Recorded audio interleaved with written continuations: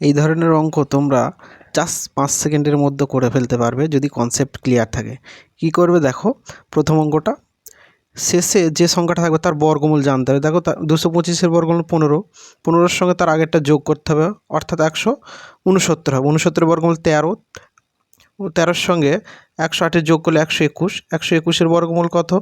11, 11-এর সঙ্গে 25 যোগ করলে কত হয়? 36, 36-এর বর্গমূল কত? 6, সেই 6টা 10-এর সঙ্গে যোগ করবে, তাহলে কত হবে? 16, অর্থাৎ শেষে 16 বর্গমূল, অর্থাৎ 16 বর্গমূল হবে 4, এটি হবে এর অ্যান্সার।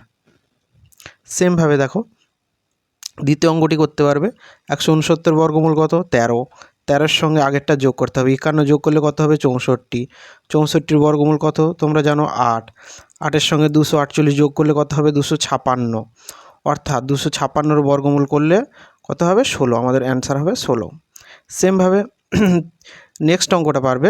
10,000-এর বর্গমূল কত? 100, 100-এর সঙ্গে 144 যোগ করলে কত হবে? 144, এর বর্গমূল কত? 12, 12-এর সঙ্গে 4 যোগ করলে কত? 16, অর্থাৎ 16-এর বর্গমূল কত? 4, এটি হবে আমাদের ফাইনাল অ্যান্সার।